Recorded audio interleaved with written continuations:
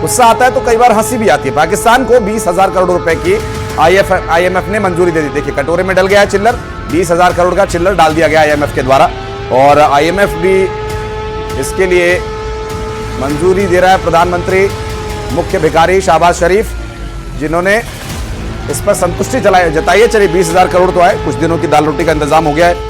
और जो पाकिस्तान लगातार जंग की दुहाई दे रहा है कि हम जंग में हैं, हमें बचाइए, पाकिस्तान की बहुत पिटाई हो रही है।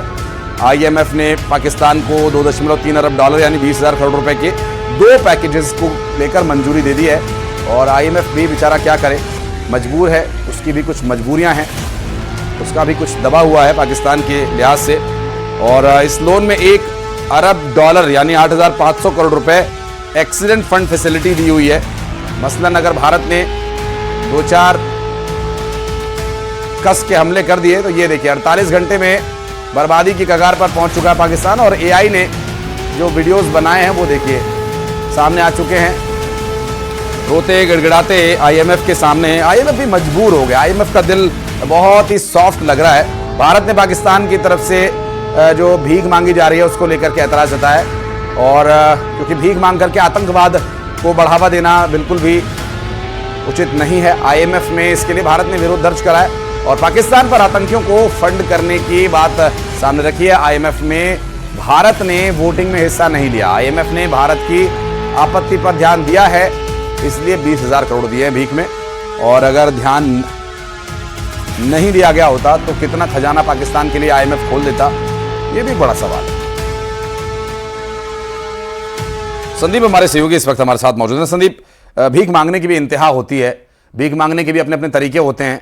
अपने ही गाल पर जोर जोर से चाटे मारकर, घाव का निशान बनाकर, हाथ मांग फैला करके शहबाज शरीफ एक हाथ में परमाणु बम और दूसरे हाथ में कटोरा लेकर पहुंच गए IMF के पास, मिल गया 20,000 करोड़, दाल रोटी चलेगा कुछ दिन अभी। बिल्कुल, देखिए जिस तरीके से आज IMF की बैठक थी उसको लेकर भारत की पहले से इस पर नज़र थी, और जब आज प्रेस कॉन्फ्रेंस जब हुई तो पत्रकारों ने जो सवाल पूछा था उसमें साफ कहा गया था भारत अपना पक्ष रखेगा। उधर पाकिस्तान की भी रणनीति थी कि विदेश से कुछ न कुछ चंदा हासिल किया जाए, इसीलिए पहले ही उसके सरकारी जो एक्स पोस्ट हैंडल था उस पर लोन के लिए आग्रह किया गया था। तो उसको लेके भारत सरकार ने भी पूरी तैयारी की थी कि पाकिस्तान को जो लोन मिल रहा है उस पर कैसे ऐतराज़ जताया जाए। और पाकिस्तान जब लोन के लेकर अपने मुद्दे रख रहा था, डिमांड कर रहा था IMF से, तो भारत ने कड़ा ऐतराज़ जताया कि भारत ने कहा कि देखिए कि IMF से लोन लेता है पाकिस्तान और लगातार कर्ज उस पर बढ़ता जा रहा है, लेकिन जो IMF के कार्यक्रम हैं वहाँ पे पाकिस्तान में वो पैसा जो जा रहा है उसका सही तरीके से इम्प्लीमेंट नहीं हो रहा है, तो उन कार्यक्रमों पे भी असर नहीं दिख रहा है और इससे आतंकी गतिविधियों में ये पैसा लगाया जा रहा है।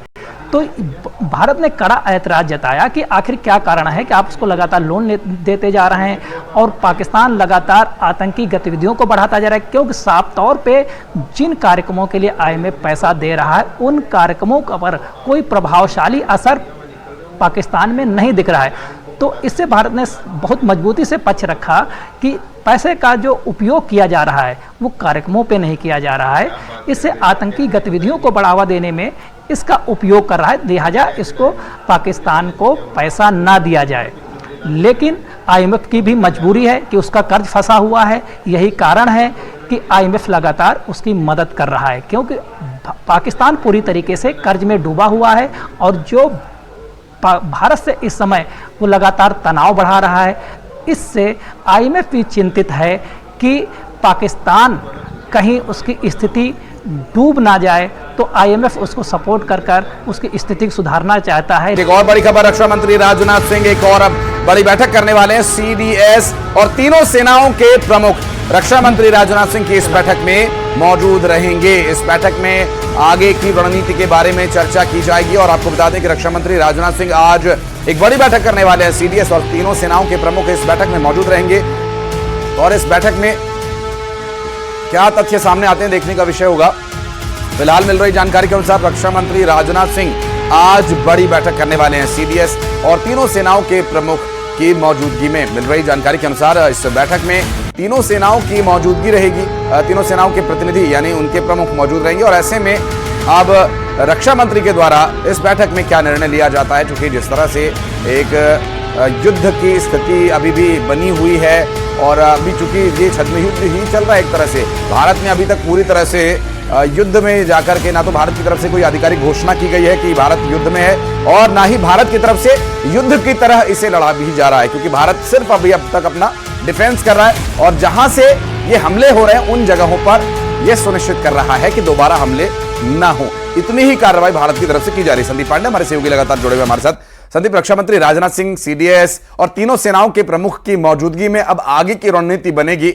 हालांकि अभी तक भारत ने युद्ध में जाने की घोषणा नहीं की है संदीप, उसके बावजूद यह स्थिति बनी हुई है कि पाकिस्तान की मार मार के हालत खराब कर दी है। भारत ने अगर युद्ध घोषित कर दिया तो और ज्यादा स्थिति बिगड़ सकती है। आज की बैठक में कोई बड़ा फैसला हो सकता है? देखिए, बैठकों का दौर सुबह से जारी है।